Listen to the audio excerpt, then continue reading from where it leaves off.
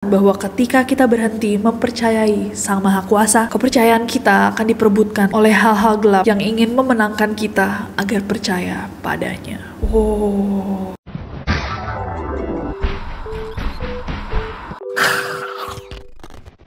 Hey guys, it's Nessie and welcome back to Neron. Kalau kalian belum subscribe ke channel ini, jangan lupa klik tombol subscribe-nya di bawah. Untuk stop senyum-senyum squad, kalau kalian mau kembaran sama aku pas nonton Neror, link dari merch Neror ada di description box di bawah. Oke, udah masuk ke masa-masa liburan. Hari ini kita punya cerita horor yang sangat seram. Cerita ini adalah cerita tentang seorang perempuan bernama Nia. Dan ceritanya diawali dengan tulisan, "Hidupku adalah rangkaian luka yang tidak pernah sembuh. Dan aku tidak menyangka bahwa menjauh dari Tuhan berarti mendekat pada sesuatu yang jauh lebih gelap." Mungkin banyak yang bisa kita petik dari cerita Nia ini. So langsung aja guys, without any further ado, stop senyum-senyum, cause shit's about to go down.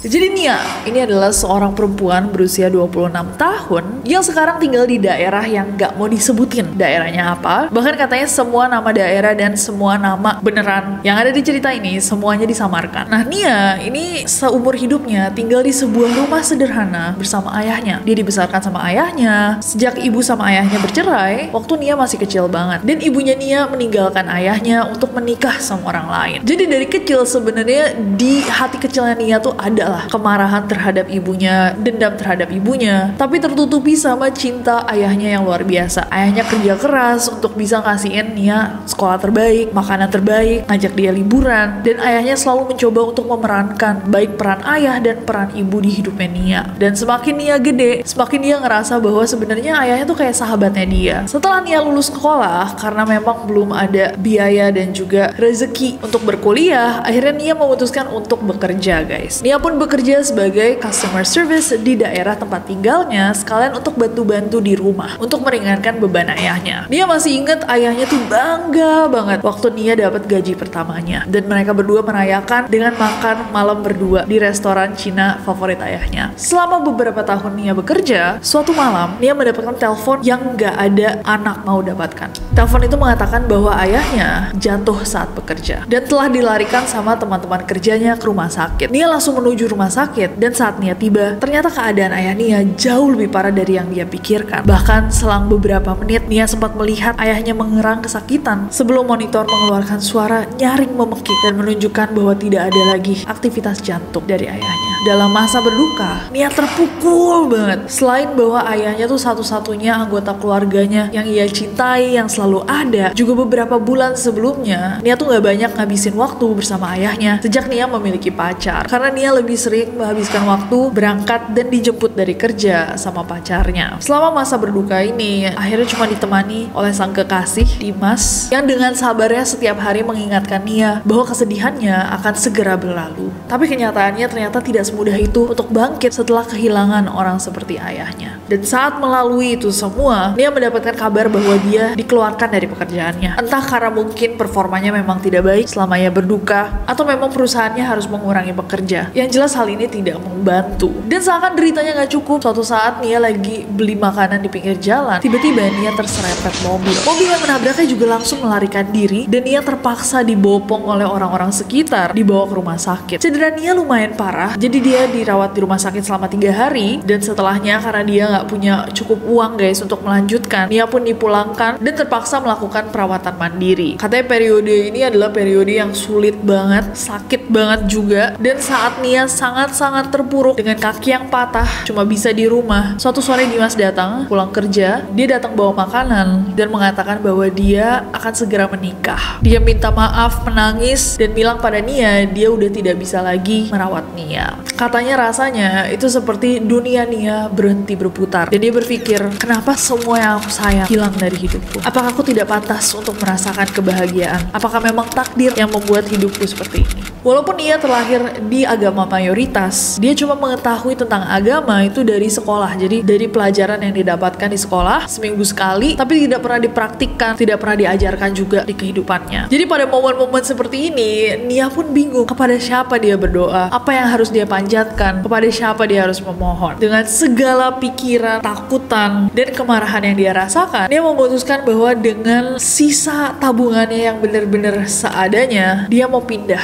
Dia mau menemukan tempat baru di mana dia bisa memulai kehidupan baru. Akhirnya dia memutuskan untuk pindah ke sebuah kota kecil. Tepatnya dia menulis lingkungan kecil yang jauh dari keramaian kota. Saat mendatanginya pertama kali, dia menemukan bahwa di kota kecil ini hanya ada beberapa toko dan bisnis kecil yang beroperasi. Dia yang pada saat itu masih menggunakan kruk, mencoba menanyakan kalau misalkan ada lowongan pekerjaan di salah satu toko tersebut. Akhirnya dia keterima kerja menjadi penjaga toko kelontong. Memang gajinya tidak sebanyak gaji di kota, tapi mestinya cukup untuk hidup sehari-hari di kota kecil itu. Dia juga mendapatkan sebuah kamar di bangunan kontrakan milik sang pemilik toko. Tetangga barunya Nia katanya sangat hangat nyambut kedatangan Nia. Nia sering dikasih makanan. Mereka mulai mengajak Nia untuk ikut dalam acara-acara kecil, makan bersama, masak bersama, perayaan ulang tahun. Terutama setelah mereka mengetahui bahwa Nia baru-baru ini menjadi yatim dan dia tinggal sendirian di lingkungan mereka. Nah, suatu sore salah satu tetangganya Nia, Bu Ratna, mengundang Nia untuk menghadiri suatu acara gereja. Bu Ratna bilang,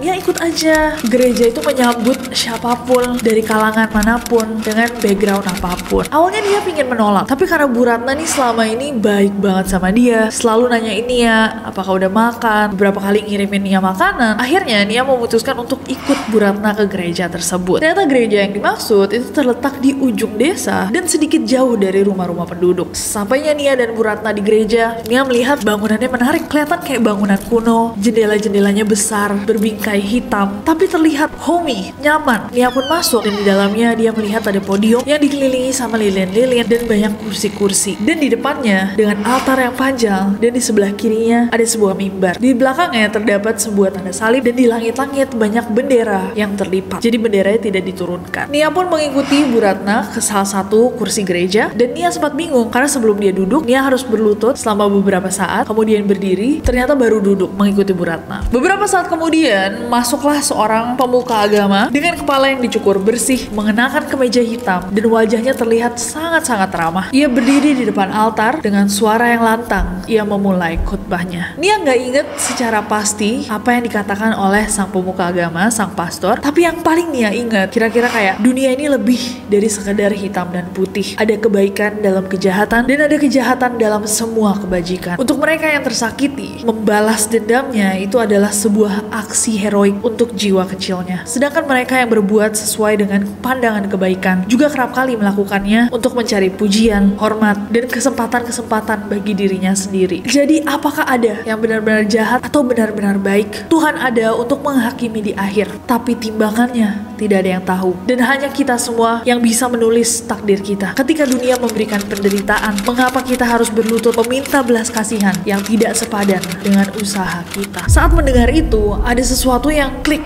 di dadanya Nia. Dia merasa bahwa yang dikatakan sang pastor itu benar-benar sesuai dengan apa yang dia rasakan. Terutama saat di akhir khutbah, beliau mengatakan, dunia tidak peduli apakah kalian hidup atau mati, tapi di sini kita keluarga, dan keluarga akan ada bersama-sama, bangun membangun sampai akhir waktu nanti. Dan ucapan terakhir itu benar-benar terngiang-ngiang di kepala Nia. Selama berhari-hari, berminggu-minggu, Nia mendapatkan kayak semacam harapan kecil bahwa mungkinkah dia memilih nasib yang benar kali ini. Setelah acara selesai, orang-orang dalam gereja, anggota-anggota gereja lainnya menyapa Nia dengan sangat ramah, sangat hangat, dan untuk pertama kalinya setelah sekian lama, Nia merasa diterima. Nah, walaupun orang-orang di kota ini baik banget, Nia juga merasa sangat-sangat diterima, tapi Nia merasa bahwa kamar kontrakannya itu sedikit aneh. Kayak suatu malam, Nia lagi siap-siap mau tidur, dia mau nutup gorden kamarnya, dan dari jendela itu biasanya Nia bisa ngelihat ada seekor burung. Dan burung ini tuh selalu bertengger di dahan yang sama, dahan pohon di depan kamarnya Nia. Nah, saat Nia mau menutup nih gordennya dia, tiba-tiba dia ngelihat kok burung ini mulai bergerak dan tiba-tiba aja terbang kencang banget ke arah jendelanya Nia. Diak! Burung itu menabrak jendelanya Nia dengan sangat-sangat keras dan Nia kaget banget. Nia ngelihat tiba-tiba jendela kamarnya tuh berlumuran darah dan pas Nia membuka jendelanya untuk ngelihat, burung tersebut sudah terkapar mati. Gak cuma itu, bunga anggrek yang Nia bawa dari rumahnya, rumah bersama ayahnya dulu, selama ini Nia rawat tuh baik-baik saja. Tiba-tiba suatu hari, sore-sore Nia pulang kerja, sudah mati kaku dan kering seperti ada yang menghisap semua cairan dalam tanaman anggrek itu. Padahal paginya Nia yakin banget bunga anggrek itu masih seger baik-baik aja. Nia hanya bisa menyalahkan perubahan lingkungan karena dia juga nggak tahu penjelasannya apa. Yang mungkin paling membingungkan adalah figura-figura di kamar Nia yang berisikan foto-fotonya bersama ayahnya seringkali berputar sendiri. Jadi Nia akan sadar dan ternyata figura-figura itu sudah terbalik. Walaupun aneh banget, Nia ngerasa bahwa ini mungkin kebetulan aja. Pengait bingkai fotonya mungkin longgar. Kan biasanya kaitannya di atas. Gimana? Ini di tengah. Kalau misalkan di atas dia bisa muter sih hebat banget itu. Balik lagi ke gereja, sebenarnya masalah-masalah ini gak terlalu penting karena Nia pada saat itu lagi fokus membagi waktunya untuk bekerja dan juga mendatangi acara-acara di desa ini, termasuk acara-acara di gereja. Semakin lama Nia mengikuti kegiatan kegerejaan, Nia juga semakin dekat sama anggota-anggota gereja. Dan walaupun gedung yang Nia datangi ini namanya gereja, tapi gereja yang satu ini tuh terasa berbeda. Nia merasa bahwa gereja ini tidak memaksakan ilmu dari agama atau kitab suci tertentu, ajaran Kristen atau Protestan, melainkan lebih banyak khutbah-khutbah tentang self-help, bantuan diri agar anggotanya bisa hidup mandiri, menemui kekuatan jiwa mereka, memanifestasi mimpinya, mencari goalnya, dan sebagainya. Bahkan kalau menurut Nia, ini lebih kayak seminar motivasi sukses. Dan menurut Nia, ini membuat pembelajaran agama tuh jauh lebih menyenangkan dan menenangkan karena tidak terlalu menantang logika Nia. Dan Nia juga ngerasa kayak dia tuh terapi motivasi setelah semua trauma yang dia lalui. Di sana ternyata pemimpin dari gerejanya adalah pastor dengan kepala pelontos yang ditemui atau dilihat sama Nia pertama kali dia datang. Namanya adalah Pastor Rudy. Pastor Rudy sama anggota-anggota lainnya tuh baik banget ke Nia dan dia udah mulai merasakan nih bahwa dia sangat diterima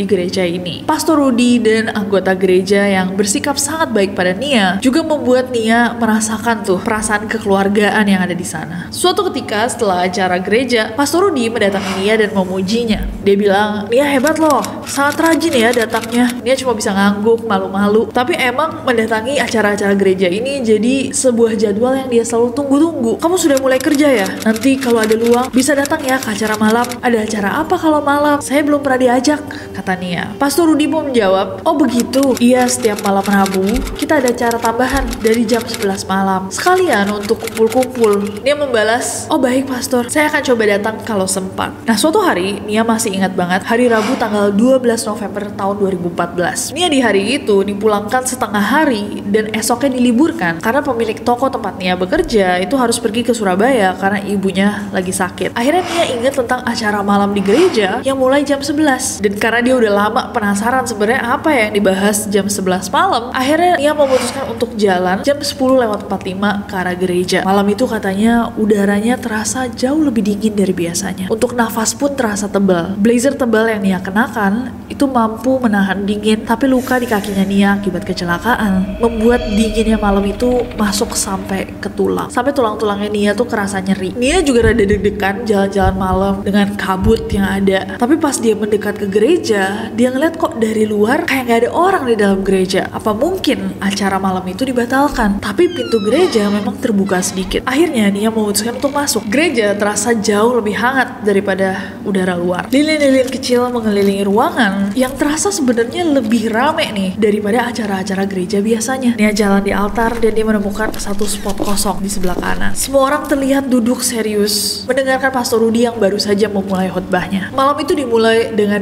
doa untuk kita semua. Terima kasih pada Tuhan untuk kesehatan kita. Terima kasih pada tanah sebagai pijakan kita, air yang mengaliri kehidupan kita. Terima kasih pada binatang-binatang dan tumbuhan yang menutrisi kita. Listnya lumayan panjang, diakhiri dengan terima kasih pada iblis dan setan yang sudah memenuhi tugas sulit mereka dalam menggoda dan mengganggu umat manusia. Sang pastor mengatakan, tanpa sang api, kita tidak akan mengerti arti dari air. Tanpa godaan, kita tidak akan mengerti arti dari kuatnya iman dan berserah. Malam itu, Nia tertegun melihat semua orang menundukkan kepala mereka dan menaruh kepala tangan mereka di bawah dagunya pada bagian terakhir dari doa itu. Tapi sisa dari malam itu hanyalah pembacaan doa, refleksi dosa, abis itu makan-makan bersama. Sejak saat itu, Nia mencoba untuk menyempatkan diri kalau Rabu malam untuk datang juga ke gereja. Tapi makin sering nih, Nia datang ke gereja, dia bertanya-tanya kenapa juga semakin sering hal-hal aneh terjadi di rumahnya. Dari beberapa burung yang lagi-lagi nih menghabisi nyawa mereka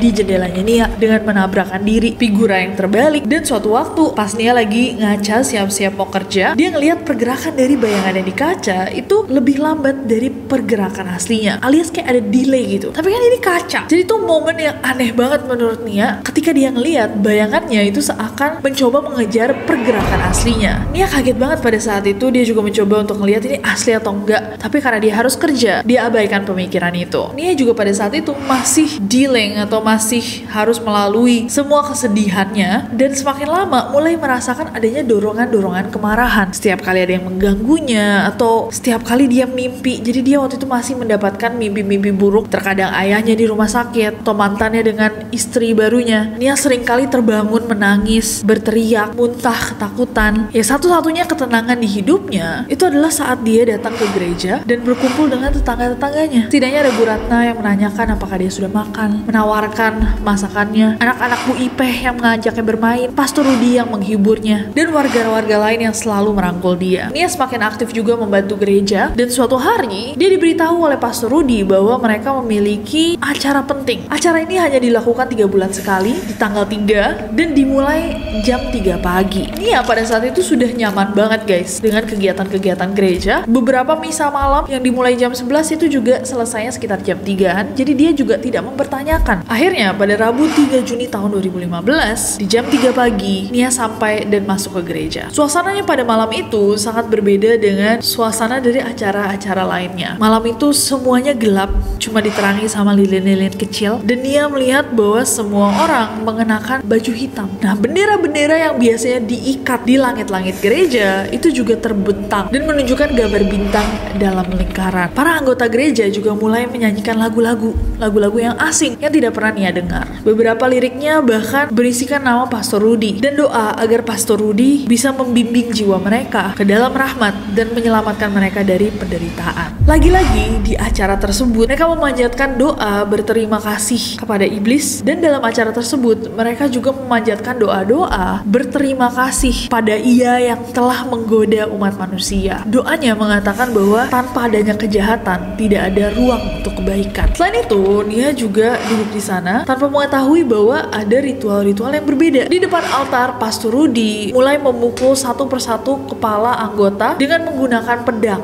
Dan ada juga salah satu anggota, seorang perempuan yang terbaring di depan altar tanpa menggunakan pakaian. Selagi Pastor Rudi melakukan upacara pengetukan pedang. Saat gilirannya Nia juga dipukul menggunakan pedang tersebut, dan emang gak terlalu kenceng mukulnya, tapi bisa dibilang lumayan sakit. Menurut anggota lainnya, ini adalah simbolisme atas penderitaan makhluk-makhluk yang dikeluarkan dari surga akibat ulah manusia. Setelah upacara pengetukan pedang, ada seorang anggota yang membawa toples berisikan gumpalan merah yang terlihat masih ada asap-asapnya di hadapan Pastor Rudi. Lalu Nia melihat bahwa Pastor Rudi membuka toples tersebut dan mulai mengambil menggunakan sendok gumpalan tersebut dan memakannya. Ketika Nia terlihat kaget dan menanyakan ke orang yang duduk sebelahnya, seorang ibu-ibu parubaya, itu Pastor Rudi makan apa? Perempuan parubaya itu mengatakan, oh baru pertama kali ya, jangan khawatir, nanti kita semua akan mencicipi. Nia pada saat itu nggak ngerti apa yang dimaksud sang ibu, tapi setelah giliran Pastor Rudi, semua anggota yang datang pada malam itu mulai berbaris di altar, termasuk Nia, dan satu persatu diberikan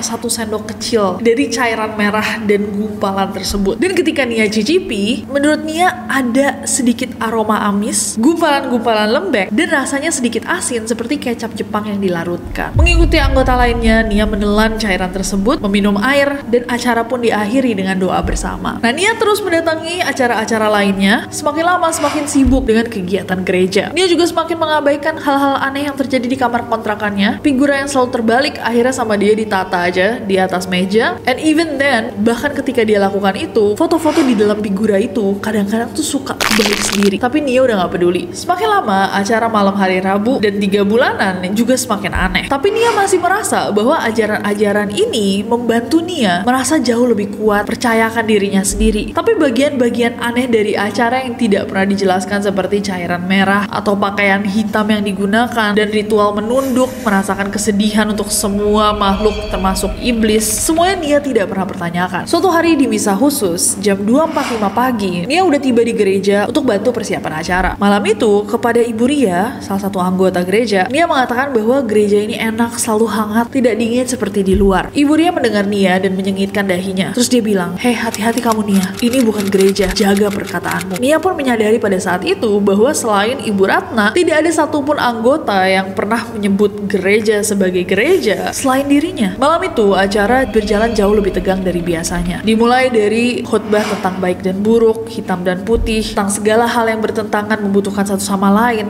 Malam itu Pastor Rudy mengatakan bahwa ada bagian spesial dari acara hari itu. Dia mengatakan dengan lantang, "Malam ini kita mendapatkan kesempatan untuk merasakan kuasaannya, kekuatannya, keabadiannya." Tiba-tiba 3 orang berpakaian hitam dan memakai kalung bintang membawa sebuah karung hitam besar yang harus dipikul bareng-bareng. Karung tersebut pun dijatuhkan di depan mimbar dan pada saat itu jantung Nia berdegup keras. Dek, dek, dek, dek, dek. Pastor Rudy menarik tali pengikatnya dan karung tersebut terbuka. Semua anggota mencoba untuk melihat apa yang ada di dalamnya. Ternyata di dalamnya adalah seorang pria dewasa dengan sumpalan bola besi yang diikatkan sabuk di mulutnya, tangannya yang terikat ke belakang dan kakinya yang diikat jadi satu. Lelaki tersebut disiram sama cairan merah lalu terbangun. Terlihat ketakutan memancar dari matanya, tapi ia tidak bisa lari dengan kaki dan tangan yang terikat. Pastor Rudy pun membacakan sebuah doa yang tidak bisa terlalu didengar sama Nia, lalu berkata, "Ini adalah pendosa. Rian adalah seorang pembunuh yang baru tertangkap dan ditahan di desa sebelah. Ia bermain jadi Tuhan dan mengakhiri hidup ibunya, istrinya, dan anaknya, Imel, yang baru berusia 2 tahun. Tapi hari ini ia hadir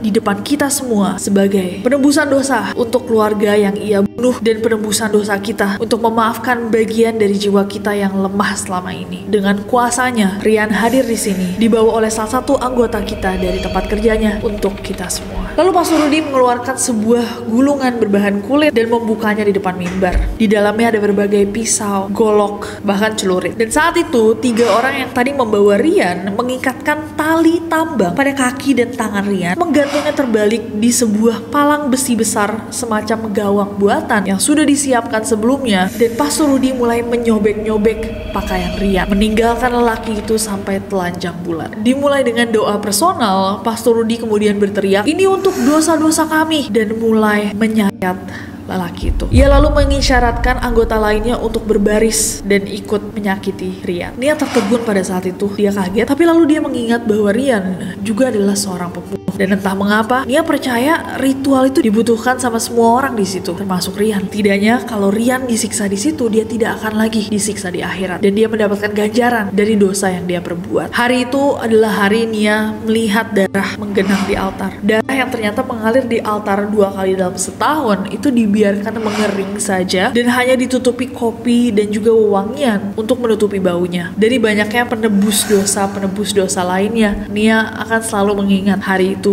dia melihat Rian. Tapi semuanya guys, itu masuk akal di kepala Nia pada saat itu. Walaupun kadang dia juga ragu, ada ragu-ragunya dikit, tapi rasa kekeluargaan dari anggota gereja itu bukan sesuatu yang Nia siap lepaskan. Dan setiap mereka kumpul-kumpul, mereka memvalidasi perasaan-perasaan, keyakinan satu sama lain bahwa yang mereka lakukan, ritual-ritual tersebut tidak ada salahnya. Jadi Nia terus muncul. Di acara siang mereka mendoakan Tuhan, malaikat, utusan-utusan Tuhan, dan di acara malam mereka mendoakan sisi gelap. Dengan salib yang diturunkan, mereka berdoa berharap kekuatan dari sang penguasa kegelapan akan menjaga mereka selama mereka bersyukur akan kehadirannya. Walaupun begitu, di setiap ritual mendoakan sisi gelap, mencicipi cairan merah, yang bahkan Nia tuh pernah dengar merupakan lumatan jahat yang didapatkan dari dukun beranak, menyiksa babi hutan dan menggunakan darahnya untuk mencuci muka, melihat penebus dosa yang Nia yakin pasti diculik untuk dihakimi sendiri oleh anggota, dan semua ritual lainnya, ada sedikit keraguan di hati Nia yang selalu mau gak mau diabaikan. Di kamar kontrakannya, figura-figura yang tadi udah dipindahkan juga kerap menunjukkan foto ayah Nia yang terbalik sendiri dalam figura. Tapi pada poin itu Nia sudah tidak peduli, walaupun dia mulai yakin bahwa semua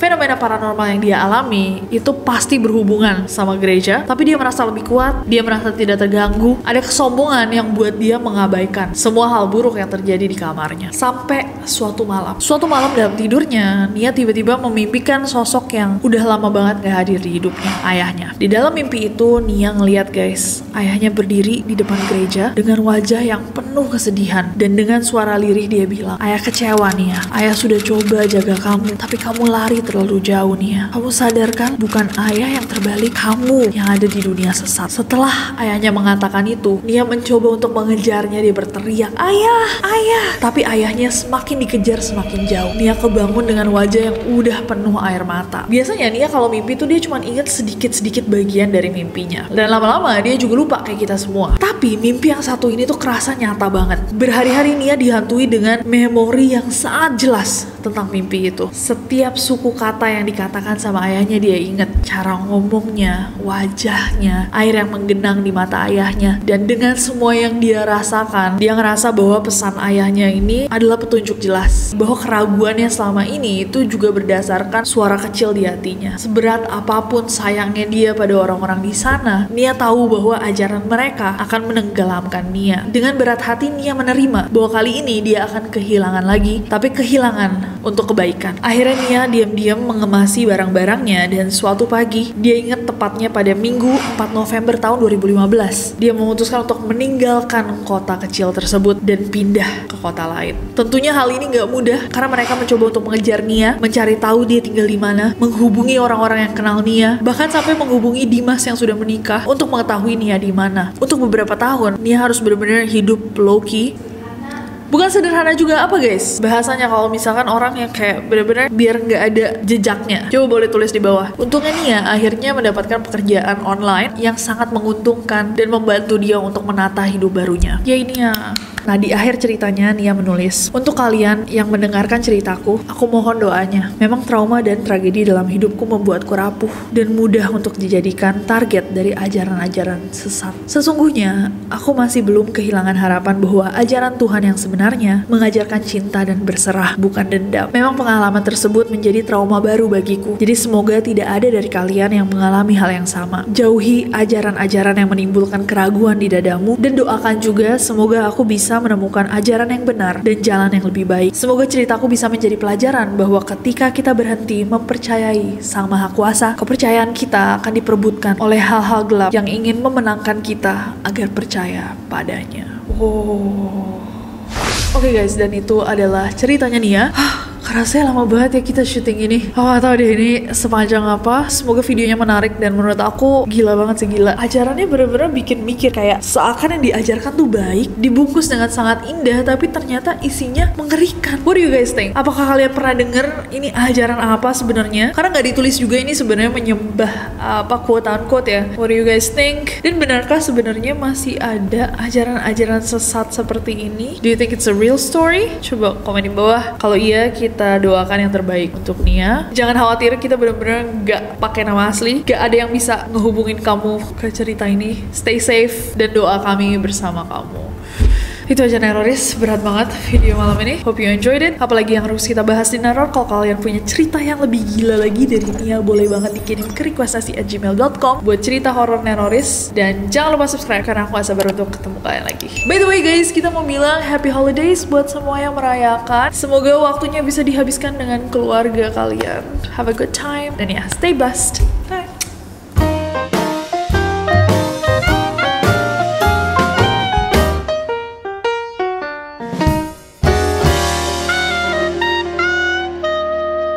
Aku tidak pantas untuk merasakan kebahagiaan. Jadi dia mendekam. Tapi setelah